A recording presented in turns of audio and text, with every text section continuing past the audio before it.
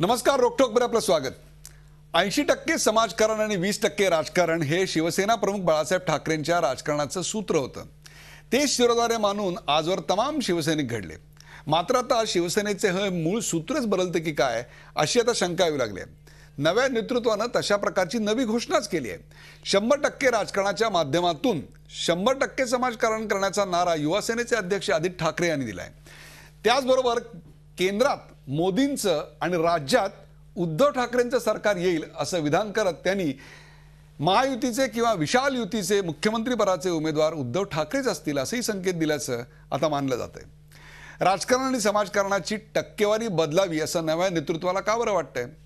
शिवसेनेच्या या नव्या नाऱ्यामुळे शिवसेनेच्या कार्यपद्धतीत नेमका काय बदल होणार आहे आणि बदलत्या काळात शिवसेना खरोखरच या युवा सेनेच्या माध्यमातून काट टाकणार आहे का, यासारख्या असंख्य प्रश्नांचा वेध घेऊया नव्या शिवसेनेची नांदी या खास कार्यक्रमात.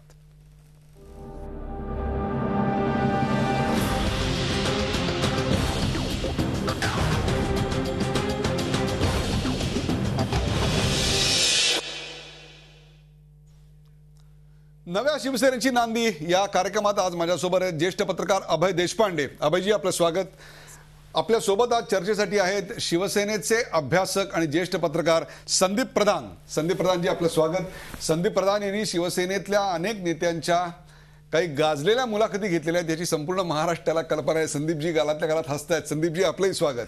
आणि माझ्यासोबत आहेत भारतीय कम्युनिस्ट पक्षाचे नेते भालचंद्र कांगो. भालचंद्र कांगो आमच्या औरंगाबादच्या स्टुडिओमधून आहेत. सर, आपलंही स्वागत. आणि काही क्षणात आपल्या सोबत असतील डॉक्टर नीलम गोरे, शिवसेनेच्या नेत्या आमदार डॉक्टर नीलम गोरे, प्रवक्त्या, या सुद्धा आपल्या सोबत असतील.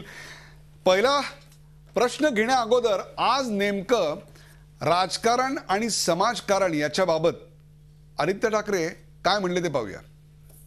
बाळासाहेबांनी जे आपल्याला शिकवलेलं आहे 20% राजकारण 80% समाजकारण, मी थोडं अजून त्याला वाढवलेलं आहे. खरं म्हणजे मी बोलतो की आपलं 100% राजकारणच असलं पाहिजे. बाप से बेटा सवाई, मात्र तुम्ही तर आजोबांपेक्षा सवाई निघाल्यात. बाळासाहेबांनी असं काही समाजकारण 20% राजकारणचा मंत्र दिला होता. तुम्ही आज सगळ्यांना अपील केलं की 100% समाजकारण 100% राजकारण करायचं. नक्कीच, कारण जे काही शिवसेनेचं राजकारण असतं ते नेहमी समाजकारणासाठी असतं, समाजासाठी असतं आणि तेच करत राहू. काहीशी सारवासारव जरी आलेली असली तरी 80% आणि 20% असं सूत्र बदलून आता 100%तून 100%. अभय देशपांडे, पहिली प्रतिक्रिया. नाही, मला मुळात समाजकारण आणि राजकारण यात काय भेद आहे, मी प्रत्येक वेळेस त्याचा प्रयत्न करतो त्याचं विश्लेषण करण्याचा. परंतु मला सांगा की बाळासाहेबांनी ज्यावेळेस सांगितलं की 80% समाजकारण आणि 20% राजकारण, त्या म्हणण्याचा अर्थ असा होता की केवळ निवडणुका डोळ्यासमोर ठेवून काम करू नका. तर तुम्ही निवडणुकीचा जो तेवढा काळ वगळला तर बाकीच्या काळात तुम्ही लोकांच्या प्रश्नांची सोडवणूक करा. ते लोकांचे जे इश्यूज आहेत ते ॲड्रेस करा, त्यांना कायम उपलब्ध असा, त्यांच्या समस्याच्या त्यांच्या अडचणीच्या वेळी धावून जा. हा सगळा त्याचा मतितार्थ होता. आणि 20% राजकारण म्हणजे निवडणुका. आता राजकारण म्हणजे 100% राजकारण म्हणजे काय? राजकारण म्हणजेच मुळात तुम्ही समाजातले लोकांचे, समाजाचे प्रश्न घेऊन त्याच्यासाठी भांडणं, त्या लोकांचे प्रतिनिधी म्हणून त्यांची बाजू मांडणं, हे समाजकारणच आहे. पण राजकारण आणि समाजकारण या दोनमध्ये नेमका फरक काय? तेच म्हणतो की ह्याच्यातला तफावत एक अत्यंत बारीकशी अस्पष्ट रेषा आहे, ती म्हणजे निवडणूक. इलेक्टिव्ह आपण ज्याला म्हणतो की इलेक्शन पॉलिटिक्स, तेवढाच फरक आहे. इलेक्शन पॉलिटिक्स म्हणजे तो इलेक्शन पुरता मर्यादित असतो. बाकी मग राजकारण ते समाजकारण का, तो समाज जोडायसाठी. आणि समाज कशासाठी जोडतो तर आपला जनाधार वाढवण्यासाठी. जनाधार वाढवणं म्हणजे राजकारणच की. शेवटी एक आहे की फक्त निवडणुका डोळ्यात, बाळासाहेबांच्या बोलण्याचा अर्थ खरोखरच पूर्वी शिवसेना 20%चं राजकारण करत होती आणि 80% समाजकारण करत होती. नक्कीच होती, कारण शिवसेनेचा जो आत्मा होता, शिवसेना जी 66च्या नंतरच्या काळात जी वाढली त्यामागे अनेक कारणं होती. एक स्थानिक लोकाधिकार समिती, मराठी माणसाचे प्रश्न घेऊन लढले. शिवसेनेची ॲम्ब्युलन्स सेवा एक फार वेगळं वैशिष्ट्य होतं. त्याच्यानंतर शिवसेनेच्या शाखांमधून चालणारी समांतर न्यायालय. समांतर न्यायालय मी चांगल्या अर्थाने म्हणतो की एक छोट्या कुठे भांडणं असतील, घरातले वाद असतील, छोटे शेजाऱ्यांची भांडणं असतील की ज्याच्यासाठी न्यायालयात जावं किंवा वकिलांच्या फीस भरावी, त्यांचे खिसे भरावे, व्यवस्था होती असं आपण आता इकडे अभय देशपांडे म्हणतात. मला भालचंद्र कांगो यांच्याकडे. भालचंद्र कांगो, 1965 मध्ये नेहरूंचं निधन झालं आणि त्यानंतर 69 साली इंदिराजी आल्या तोपर्यंतचा जो सगळा काळ आहे 66 ते 69 या काळामध्ये भारतामध्ये प्रादेशिक पक्ष खूप मोठ्या जोमानं वाढू लागले. त्याच वेळेला काही प्रादेशिक पक्ष हे आपल्या प्रदेशांच्या सीमा ओलांडून बाहेरही गेले. त्यातला एक कम्युनिस्ट पक्ष असा होता की त्यांनी केरळामध्ये नंतर आणि प्रथम पश्चिम बंगालमध्ये आपले पाय पसरले. त्याच वेळा अकाली दल आलं, त्याच वेळा DMK आलं आणि एक प्रकारे DMK तमिळनाडूमध्ये आलं. परंतु महाराष्ट्रामध्ये मात्र शिवसेनेची 66 साली स्थापन होऊन सत्ता यायला जवळपास 30 वर्षाचा कालावधी जावा लागला आणि 30 वर्षानंतर शिवसेनेची सत्ता त्या ठिकाणी आलेली आपल्याला दिसतं. शिवसेनेची पहिल्या काळातली जी घोषणा होती ती होती 80% समाजकारण आणि 20% राजकारण. आज शिवसेना काट टाकताना दिसते, नवी पिढी वेगळा विचार करताना दिसते.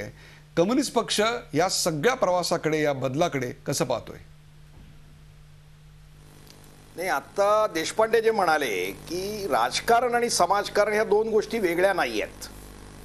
राजकारण म्हणजे फक्त निवडणूक आणि राजकारण म्हणजे सत्ता प्राप्ती असा मर्यादित आणि संकुचित अर्थ घेणाऱ्यांसाठी मग समाजकारण आणि राजकारण हे वेगळं असतं. पण आम्ही कम्युनिस्ट हे सेमी समाजकारणाचा एक आवश्यक भाग म्हणजे राजकारणाचं समजतो. समाजातले प्रश्न सोडवण्यासाठी राजकीय प्रक्रियेचा, राजकीय शक्तीचा वापर केला पाहिजे अशी स्पष्ट भूमिका असल्यामुळे आम्ही आडपडदा न ठेवता आम्ही समाजकारण पण करतो, राजकारण पण करतो आणि सगळंच करतो. परंतु ज्यांना लोकांच्या डोळ्यात धूळ फेकायची असते, लोकांना गुमराह करायचं असतं, ते अशा प्रकारची भाषा वापरतात. उदाहरणार्थ संघ हा स्वतःला सांस्कृतिक संघटना म्हणतो, परंतु नरेंद्र मोदी हे पंतप्रधान पदाचे उमेदवार असावेत इथपासून काश्मीर पासून सगळ्या प्रश्नांवर मत देऊन त्याच्यासाठी काम करतो.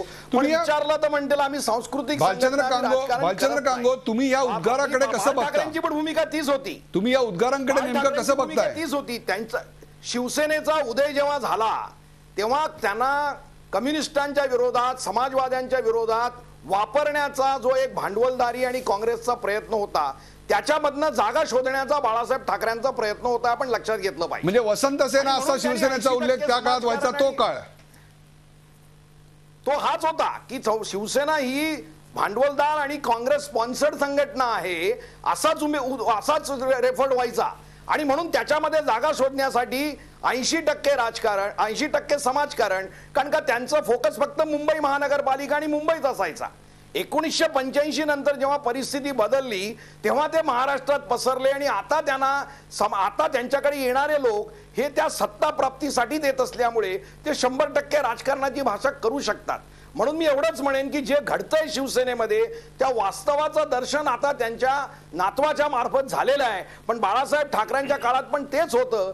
जे समाजकारणासाठी आले होते त्यांना राजकारणच करायचं होतं, पण आपली जागा शोधण्यासाठी म्हणून ही भाषेची रचना होती. प्रत्यक्षात ते राजकारणच होतं आणि राजकारणच करतायत आणि त्यात काही चूक असं मला वाटत नाही. ते राजकारण बरोबर का चूक? बरं, भालचंद्र कांगो पॉइंट वेल टेकन. एक प्रकारे संपूर्ण भारताचं राजकारण पाहिलं तर कम्युनिस्टांचा प्रवास आणि प्रादेशिक पक्ष म्हणून सुरू झालेल्या प्रादेशिक पक्षातल्या अत्यंत महत्त्वाच्या अशा शिवसेनेचा प्रवास 1960च्या दशकामध्ये सुरू झाला होता, ज्या वेळेला नेहरू गेल्यानंतर एक प्रकारे देश आणि पर्यायानं त्याच्या आधी काँग्रेस हे निर्णायकी होतं आणि त्या निर्णायकीच्या एका पोकळीमध्ये आणि विशेषतः केंद्रानं राज्यांवर केलेल्या अन्यायाच्या भावनेतून स्थानिकांच्या अस्मितेसाठी लढणारी जी एक टणत्कार ऐकू आले, त्या टणत्कारातला एक अत्यंत महत्त्वाचा टणत्कार हा महाराष्ट्रात होता आणि तो म्हणजे शिवसेना होता. आपल्याबरोबर डॉक्टर नीलम गोरे आहेत. नीलम गोरेजी, प्रथम आपलं स्वागत करतो. नीलमजी, आत्ता भालचंद्र कांगो काय म्हणाले ते तुम्ही नीट ऐकलं असेल. त्याने असं थेट विधान केलेलं आहे की येणारी मंडळी ही काही समाजकारणासाठीच यायची आता दिवस राहिलेले नाही आहेत. ती येतात, ती राजकारणासाठीच येतात. त्यांना प्रथम पक्षात काहीतरी पद पाहिजे असतं, त्यांना नगरसेवक व्हायचं असतं, मग स्टँडिंग कमिटी हवी असते, मग मेयर व्हायचं असतं, मग मेयर झाल्यानंतर आमदार व्हायचं असतं. सध्या आमदार व्हायचं असतं म्हणून काय चालू आहे हेही आपण पाहताय. तेव्हा हे आज स्वच्छपणे शिवसेनेने मान्य केलं. काय सांगाल याविषयी? नाही, एक तर पहिलं म्हणजे तुम्ही हा विषय ठेवला आहे त्याच्यात मी जो मगाशी सगळी माहिती घेतली, मी स्वतः अधिवेशनाला जाऊ शकले नव्हते. इथे बाकी बऱ्याचशा घटना घडल्या होत्या त्याच्यामुळे मी जाऊ शकले नाही. परंतु महत्त्वाचं म्हणजे आदित्य ठाकरे यांनी 80% समाजकारण 20% राजकारण त्याऐवजी 100% राजकारण असं म्हटलेलं नाही आहे. तर मी त्याचा मतितार्थ जो आहे मी त्याचं ते सगळं ऐकलं मुद्दाम परत परत दोनदा वेळात वेळ काढून. तर राजकारण करायचं तेच मुळे समाजकारणाच्या भूमिकेतून केलं पाहिजे.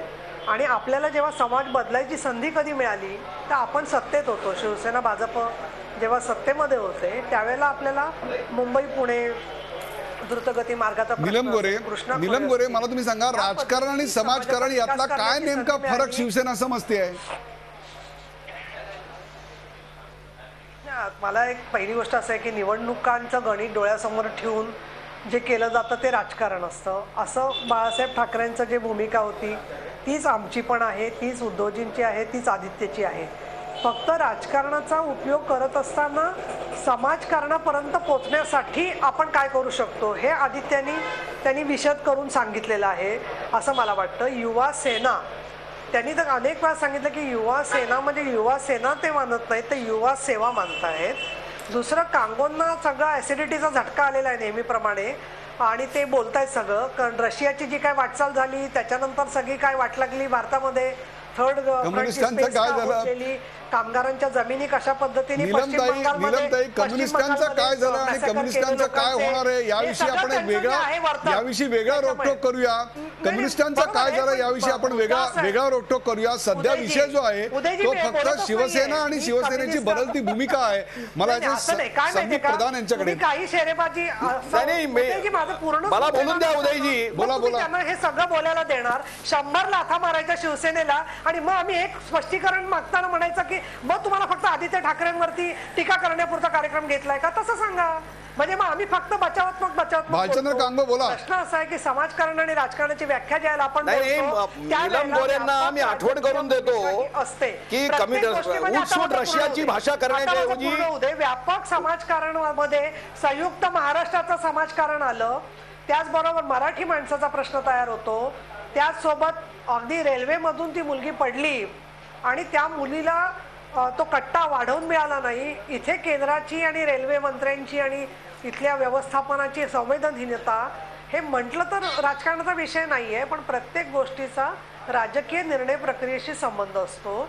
आणि बाळासाहेब ठाकरे आणि उद्धव साहेब आणि आदित्य शिवसेनेची शाखेवरती लोकांना उपलब्ध असणं मग ते रेशन कार्ड असतील, आधार कार्ड असतील, आणखी अनेक विधानांवर आपल्याला बोलायचं आहे. आपण थोडं संदीप प्रधान यांच्याकडे जाऊया. संदीप प्रधान, या दोन नेमक्या भूमिकांकडे आपण काय पाहताय? आधीची भूमिका आपण पाहिलेली 80 आणि 20 आणि आता 100 आणि 100. नाही, मी आदित्य ठाकरे यांचं अभिनंदन करतो की त्यांनी अत्यंत प्रॅक्टिकल अशी भूमिका घेतलेली आहे. त्यांनी स्वच्छ मान्य केलेलं आहे की आम्हाला 100% राजकारण करायचं आणि एक पक्ष जो आता 44-45 वर्ष गेले काम करतोय त्याच्या समजा भूमिकेमध्ये काही बदल करायला हवा असं जर नवीन पिढीच्या नेतृत्वाला वाटत असेल आणि ते जर त्यांनी करण्याचा विचार केला किंवा तो बोलून दाखवला तर मला असं वाटत नाही की त्याच्यात काही गैर आहे. ही भूमिका शिवसेनेच्या मूळ भूमिकेशी विसंगत आहे असं वाटतं? नाही, विसंगत म्हणजे असं आहे की शिवसेना आजही आपल्याला असं दिसेल, शिवसेना आणि मनसे जेव्हा जेव्हा एखादी काही आपत्ती होते, कुठे अपघात होतो, काही एखाद्या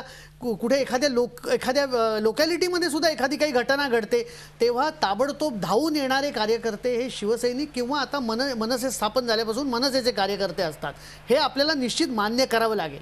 पण हे केवळ करत राहण्यातून हे सगळं होणार नाही.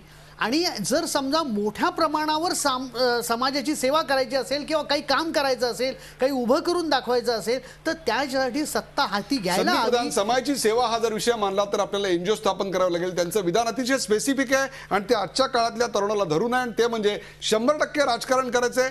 राजकारणाची सगळी गणितं आम्हाला पाळायची आहेत. राजकारणात जे आम्हाला करावं लागेल त्याकरता आम्ही ते करू. काँग्रेसला पाडून आम्हाला सत्ता आणायची आहे, त्यांचं दुसरं विधान आहे. आणि यात एक राजकारणी म्हणून काय चूक आहे मला वाटतं? नाही, म्हणूनच मी म्हटलं ना, मी त्यांचं म्हणूनच स्वागत केलं की अत्यंत प्रॅक्टिकल अशा पद्धतीची ही भूमिका आहे.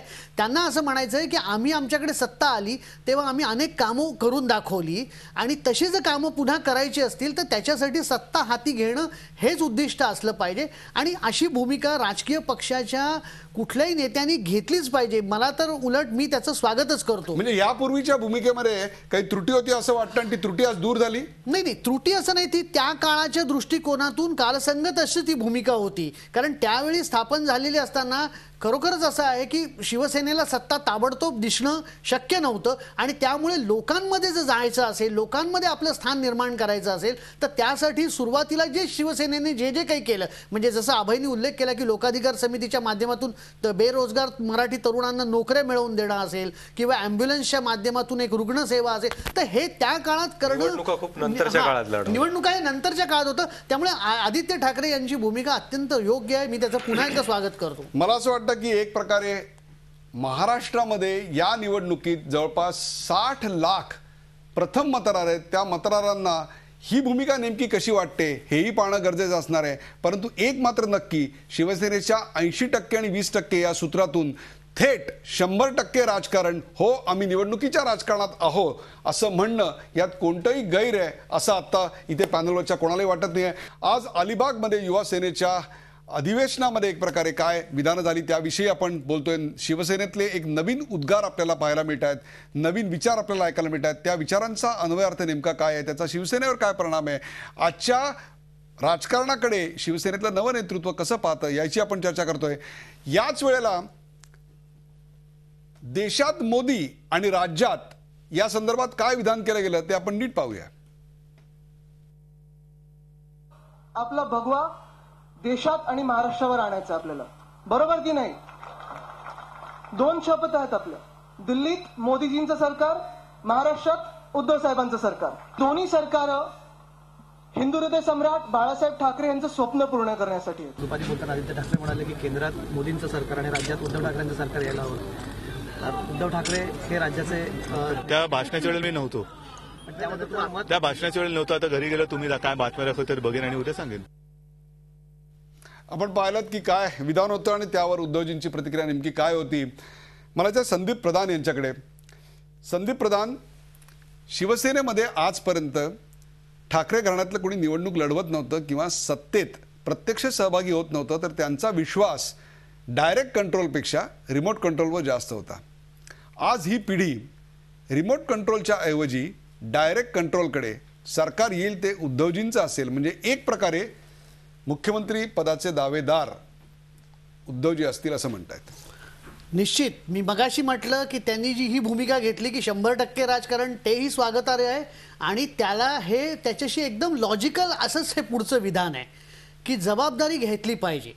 म्हणजे रिमोट कंट्रोलनी बाळासाहेबांनी सरकार चालवलं, त्यांना ते शोभा देणारं होतं, कारण बाळासाहेबांचं व्यक्तिमत्व वेगळं होतं, तो काळ वेगळा होता. पण आता ते शक्य नाही. आणि आता जो कोणी सेनापती आहे, जो कोणी प्रमुख आहे शिवसेनेचा, त्यानं आता या मैदानात उतरलं पाहिजे आणि हे 100% राजकारण ही भूमिका स्वीकारून स्वतः ही लढाई लढली पाहिजे. सरकारमध्ये आलं पाहिजे. सभागृहाचं कामकाज ज्या कौल शब्दांमुळे चालतं तो काय आहे, वेगवेगळ्या खात्यांचं काम कसं चालतं, मंत्रालयातल्या कामाची यंत्रणा कशी आहे, हे समजून घेऊन त्या दृष्टिकोनातून काम करणं. अनेक वेळा निर्णय का होत नाही. झी 24 तास, एक पाऊल पुढे.